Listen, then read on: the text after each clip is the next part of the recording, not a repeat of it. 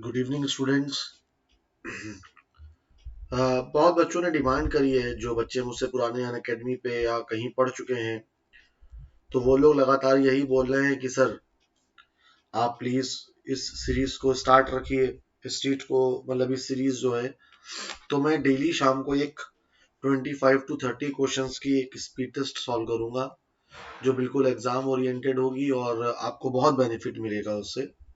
चलिए, हम लोगों के सामने जो पहला क्वेश्चन आया है वो है the bossy man. Bossy man का मतलब होता है थोड़ा सा लोगों के ऊपर, मतलब एक काबिज हो जाने वाला। हिंदी उर्दू में कहते हैं काबिज हो जाना, और हिंदी में कहते हैं अपना हुक्म चलाने वाला आदमी चाहता है कि उसकी बीवी। अब देखो यार, अब आप अगर मोटी मोटी बात पे ध्यान दें तो एक सिंपल तरीके से आप देखेंगे कि यहाँ पे बॉसी दिया हुआ है। तो जो बॉसी आदमी होगा वो ये नहीं चाहेगा कि उसकी बीवी रिजिड हो या र्यूड हो।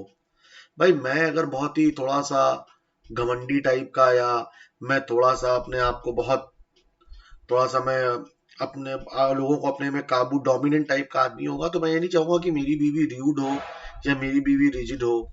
हाँ, डिसिसिव हो सकता है, निर्णायक, है ना। तो निर्णायक, डिसिसिव माने होता है निर्णायक, मतलब डिसीजन लेने वाली, डिसीजन से ही तो बना है decisive.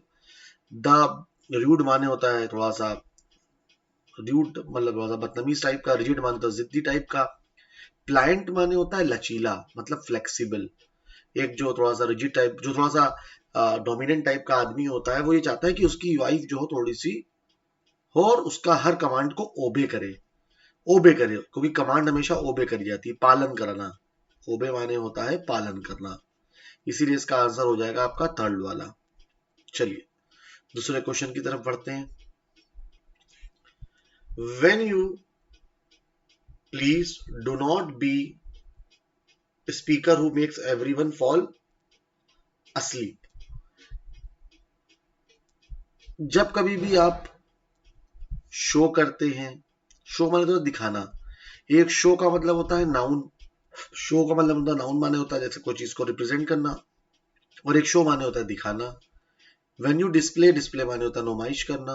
When you present, present माने होता है जब कभी भी आप कहीं पर हो, जब कभी भी आप प्रेजेंट करें, तो एक बात का ध्यान हमेशा दिमाग में रहे कि आप इंसिपिड, इंसिपिड माने होता है बोरिंग। इंसिपिड माने होता है बोरिंग, मतलब बेस्वाद भी कह सकते हैं। टिमिड माने होता है डरपोक। टिमिड माने होता है डरपोक, ठीक है। फास्ट माने होता है तेज। तो जब कभी भी आप प्रेजेंट करें तो आपको एक बात का ध्यान रहे कि आप कभी भी बोरिंग स्पीकर ना बने जिससे हर कोई सो जाए। तो सोएगा कब? जब आदमी बोरिंग होगा, तभी तो उसको नींद आएगी। तो इसलिए आंसर हो जाएगा आपका सेकंड वाला। चलिए, क्वेश्चन नंबर थर्ड की ओर बढ़ते हैं।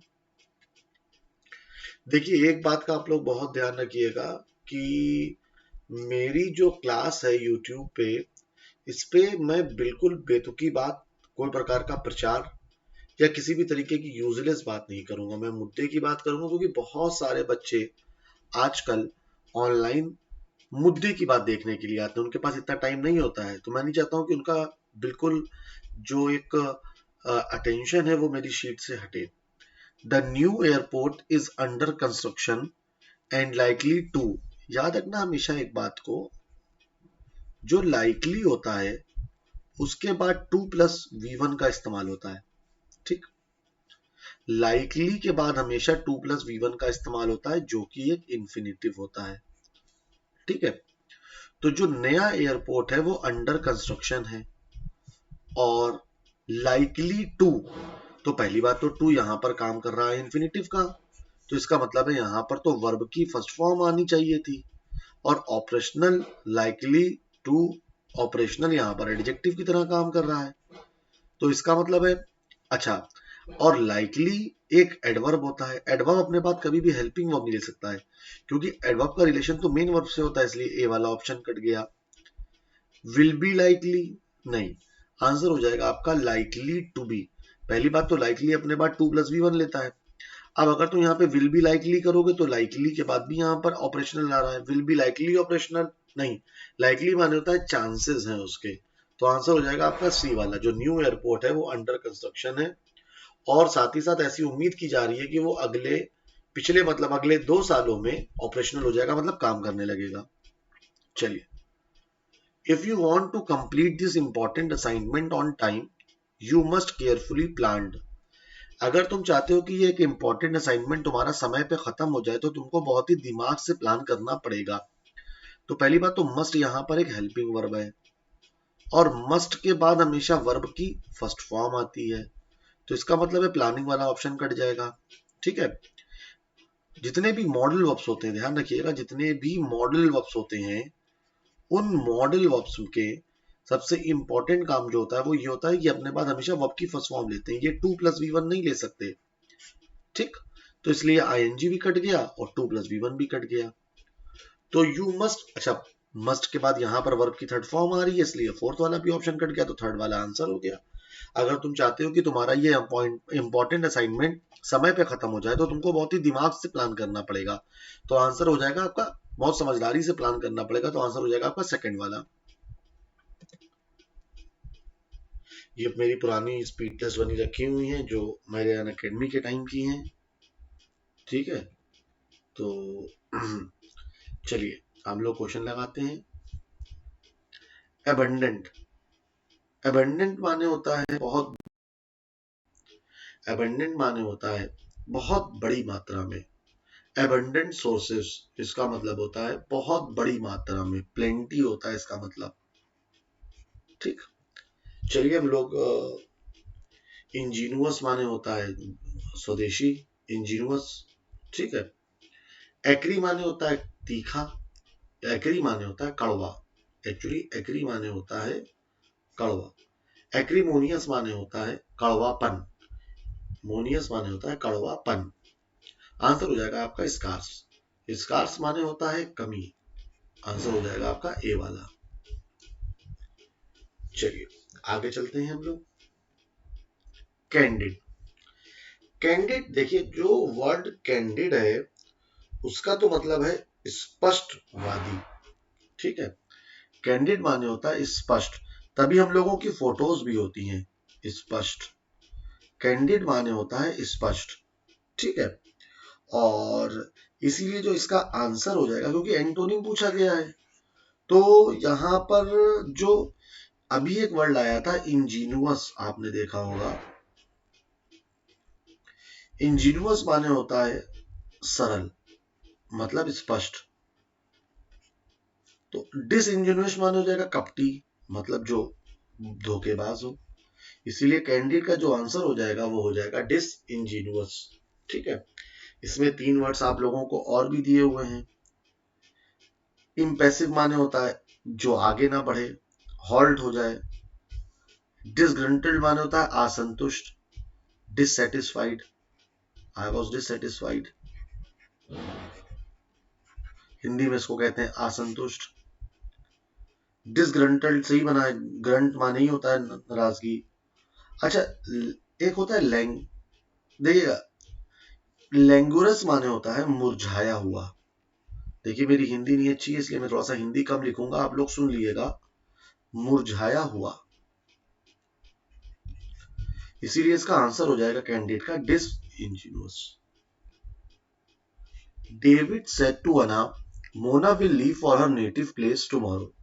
पहली बात तो जैसे ही आपको टुमारो मिले तो आपको नेक्स्ट डे देखना है, क्योंकि जो रिपोर्टिंग वर्ब है वो पास्ट में चल रही है।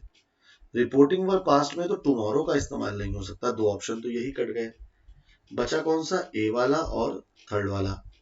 डेविड टोल्ड अना दैट मोना, तो विल का वुड हो जाएगा, और ए वाले में वुड आ नहीं रहा है, इसीलिए ए वाला भी कट गया, आंसर हो गया आपका सी वाला। इसको आप लोग ऑप्शन से ही कर लिया करो। ठीक है, चलिए। The father warned his son that he should be aware of him. ठीक है,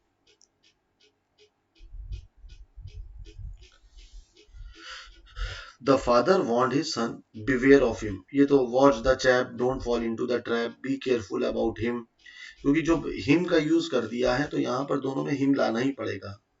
बी केयरफुल अबाउट हिम का मतलब होता है उसका ख्याल रखो, बी केयरफुल अबाउट हिम का मतलब होता है उसका ख्याल रखो, और बिवेयर ऑफ हिम का मतलब था उससे अपना ख्याल रखो, ठीक है, मतलब उससे बच के रहो। With the nominal GDP growing at lower than, थोड़ा सा मेंस लेवल का क्वेश्चन है, जिनका स्टेनो का पेपर लगा हुआ है तो वो अच्छे से पढ़ें इसको, स्टेनो के वालों को बहुत बेनिफिट देगा। With nominal GDP growing at lower than the real GDP, further additional to debt will increase debt GDP ratio at a much faster rate। पहली बात तो यहां पर आप लोग देखेंगे कि लोअर रखा हुआ है, लोअर एक कंपैरेटिव डिग्री है, और कंपैरेटिव डिग्री के बाद THAN का इस्तेमाल होता है, इसीलिए यहां पर THEN की जगह पे किसका इस्तेमाल हो जाएगा, THAN। चलिए आगे बढ़ते हैं। अच्छे एरर हैं। Economically we understand the world round us, ठीक है, अगर आप लोग ध्यान देंगे यहां पर दिया हुआ है economically we understand the world round us, round माने होता है गोला, इन राउंड, अराउंड का मतलब होता है, मतलब राउंड माने होता है गोला, ठीक है, अराउंड माने होता है आसपास, तो यहाँ पे राउंड की जगह पे किसका इस्तेमाल हो जाएगा, अराउंड का, मतलब जो आसपास का, understand world around us in terms of scarcity, अगर कमी की बात करी जाए तो उस संदर्भ में हम लोग अपने आसपास की चीजों को बहुत अच्छा समझते हैं। आंसर हो जाएगा आपका सी वाला। इन डीप वाटर एक इडियम आ गया है। इन डीप वाटर का मतलब होता है समस्या में होना, in great difficulty, in problem. I was in deep water इसका मतलब होता है I was in problem, I was in समस्या, answer should be in problem. चलिए इन द एक, अगर आप थोड़ा सा भी अच्छी तरीके से तैयारी करे होंगे तो आपको समझ में आ जाएगा, कोई भी चीज अगर एग में होती है it means that starting age में, इसका मतलब होता है in in an embryonic stage, एक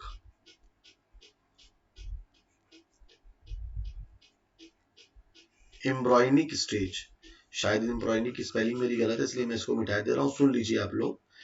एम्ब्रॉयनिक स्टेज इसका मतलब होता है इन एन अर्ली स्टेज, तो the answer should be C.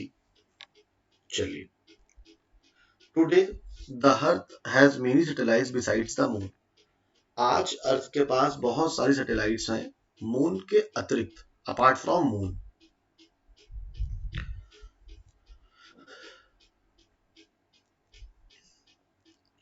They are the artificial satellites made by men and very much smaller than the moon।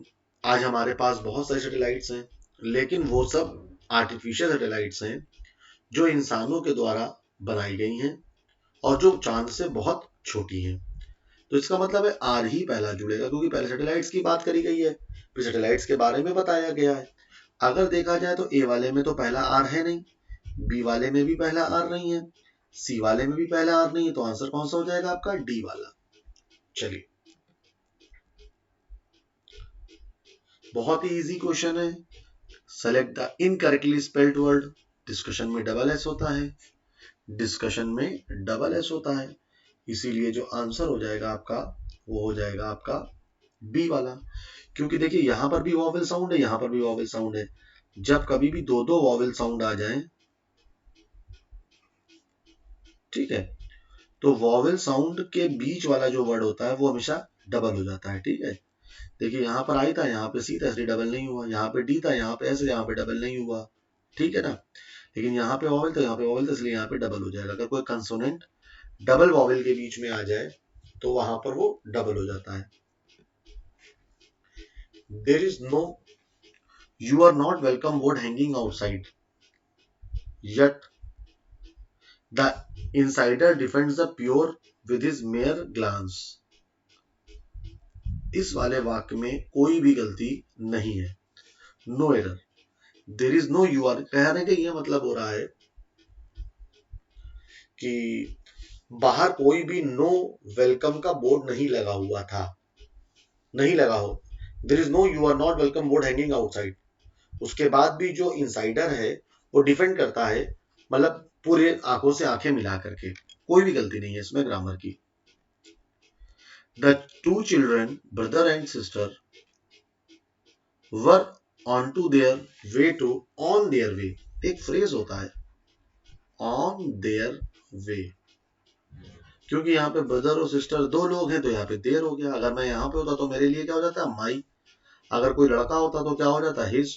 अगर कोई लड़की होती तो हर। अगर तुम होते तो क्या हो जाता, ऑन योर वे। तो फ्रेज होता है, ऑन टू देयर वे नहीं होता है, फ्रेज है on their way to school. जो बच्चे थे वो अपने स्कूल के रास्ते पे थे। चलिए, higher art becomes informal, natural and accessible, while the lower become serious, valuably and respected। देखिए, बहुत ही आसान क्वेश्चन है। जो हायर आर्ट है वो इनफॉर्मल बन जाती है, नेचुरल हो जाती है, एसेसिबल हो जाती है, लेकिन जो लोअर होती है वो सीरियस हो जाती है। पहली बात तो सीरियस एक एडजेक्टिव है, कॉमा के पहले एडजेक्टिव, एंड के बाद भी एडजेक्टिव, तो एंड के पहले भी तो एडजेक्टिव होना चाहिए था। तो यहां पर क्या आंसर हो जाएगा, valuable. Answer should B valuable. चलिए, क्वेश्चन नंबर 18। ज़ील, ज़ील माने उत्साह होता है। ज़ील माने उत्साह, मतलब ज़ील माने उत्साह होता है, इंथुथियाज्म होता है। क्या होता है, इंथुथियाज। ज़ील माने उत्साह होता है। जेलस माने होता है ईर्ष्या। इम्पेशेंट माने होता है जिसके अंदर सब्र ना हो। प्रेज वर्ती माने होता है तारीफ के लायक। और आर्डेंट माने भी होता है जीलस। आर्डेंट सपोर्टर ऑफ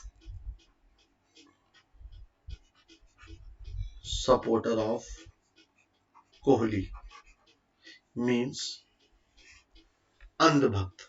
ठीक है, चलिए, बहुत ही इंथुसियास्टिक, पूरी जी जान लगा देने वाला। एवर्ट, एवर्ट माने होता है किसी चीज को टालना या किसी चीज को रोकना। एवर्ट माने होता है टालना या रोकना। इसका आंसर क्या हो जाएगा, अवॉइड, टालना, किसी चीज से बचना। ओबे करना मतलब मान लेना। एक्सक्यूज माने होता है निकलना। हाइड माने होता है छुपना। मतलब एक्सक्यूज माने दो होते हैं। एक्सक्यूज माने होता है किसी से बचना भी होता है। एक्सक्यूज का मतलब होता है किसी चीज का मतलब बच के निकलने की कोशिश करना, एक्सक्यूजेस देना। He advised his son not doing anything which is against his conscience।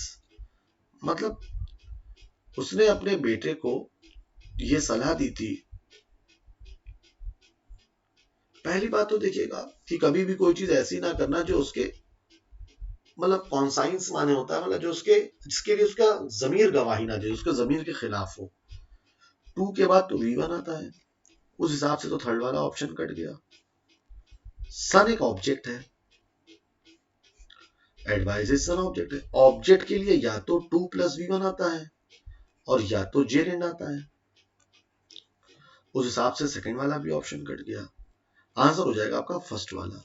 He advised his son never to do anything which is against his conscience। कभी भी कोई ऐसा काम ना करना जो उसकी जमीर के खिलाफ हो। चलिए, in the 1970s banks required to submit their detailed plans of expansion to RBI। 1970 में बैंक्स को ऐसा कहा जाता था कि वो अपनी डिटेल प्लान्स जो भी एक्सपेंशन के हैं वो आरबीआई को सबमिट करें। ठीक है, बैंक जरूरत किसको थी, बैंक को जरूरत थी या बैंक से मांगा जाता था? भाई बैंक से मांगा जाता था ना, ठीक है ना। तो पैसिव सेंटेंस बनेगा, वाक्य तो पैसिव बनेगा ना। इट मींस 1970 के दशक में ऐसा था कि जो बैंक है उनसे ये कहा जाता था कि जितना भी अपना प्लान है आपका एक्सपेंशन का वो सब आप आरबीआई को सबमिट करें।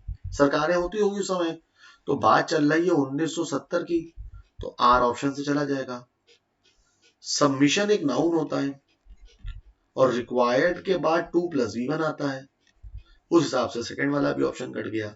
सेंटेंस पैसिव होना चाहिए था, इसीलिए आंसर ए वाला हो जाएगा, डी वाला ऑप्शन कट गया। चलिए, we shall write a novel. हम लोगों को एक नॉवेल लिखनी चाहिए। नॉवेल एक ऑब्जेक्ट है, तो नॉवेल के लिए पहली बात तो इसका इस्तेमाल होगा नहीं, वुड का इस्तेमाल होगा नहीं। आंसर हो जाएगा आपका a novel will be written by us, क्योंकि will have been future perfect tense है। चलिए question number 23। These days most of the students do their assignments। do आ गया है तो इसका मतलब है जो पैसिव बनेगा वो या तो इस से बनेगा, या तो एम से बनेगा, या तो आर से बनेगा। तो वर्ब वाला ऑप्शन तो चला गया, आर के बाद डूइंग आ नहीं सकता, क्योंकि पैसिव में हमेशा वर्ब की थर्ड फॉर्म आती है। बीइंग तब आता है जब क्वेश्चन में आईएनजी दे रखा हो, यहाँ पर तो वर्ब की फर्स्ट फॉर्म दे रखी है, इसलिए बीइंग वाला भी ऑप्शन कट गया और सी हो गया आंसर। देखिए कितना बड़ा क्वेश्चन दिया है पेपर ने आपको टाइम बर्बाद करने के लिए, लेकिन हम लोगों ने खट से ऑप्शन से कर लिया। One who is uncertain about God, ध्यान दिएगा थोड़ा सा क्वेश्चन में घुमाया है उसने। One who is uncertain about God, theist माने होता है नास्तिक, अथीस्ट माने होता है नास्तिक, वो जो ये बोले कि भगवान नहीं है, नॉट, और जो कहे भगवान है वो थीस्ट, जो आस्था रखे अथीस्ट, थीस्ट, जो नास्ता ना रखे वो अथीस्ट। अल्ट्रिस्ट माने होता है परोपकारी, जो लोगों के लिए काम करे, परोपकारी, इसका मतलब लोगों के उद्धार के लिए काम करे। एग्नोस्टिक माने होता है जो अनिश्चित हो, समझ में आया, जो भगवान के लेकर के अनिश्चित हो, जो कभी कहे कि भगवान है, कभी कहे भगवान नहीं है। तो आंसर हो जाएगा आपका थर्ड वाला। One who hates women, ascetic माने होता है साधु, एसेटिक माने होता है तपस्वी, साधु। मिस माने होता है हेटर, जहां कहीं पर भी आपको मिस वर्ड मिल जाए इसका मतलब हेटर होता है या तो गलत होता है, कहते हैं मिसअंडरस्टैंडिंग। मिस माने या तो आपका हेटर होता है और या तो मिस माने आपका गलत होता है, ठीक है। तो उस हिसाब से फिल माने होता है लवर, तो यहां पर नफरत की बात करी गई है तो ये वाला ऑप्शन से कट गया। गैम माने होता है शादी और जिन माने होता है वीमेन, उस हिसाब से जो आंसर हो जाएगा वो आपका हो जाएगा डी वाला, ठीक है, जो आंसर आपका हो जाएगा डी वाला हो जाएगा। चलिए, द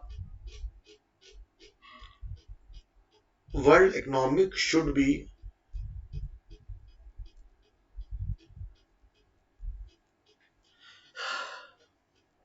26, 27, 28 आप लोग के सामने है, और 26, 27, 28 में क्या आंसर होगा। जो स्मूथ फंक्शनिंग है दुनिया की ऑफ द वर्ल्ड इकोनॉमी, जो मतलब बहुत ही स्मूथनिंग के साथ काम कर रहा है world economy, should be allowed, उसको अलाउ, पहली बात तो उसको अलाउ करना चाहिए, to, should be allowed to continue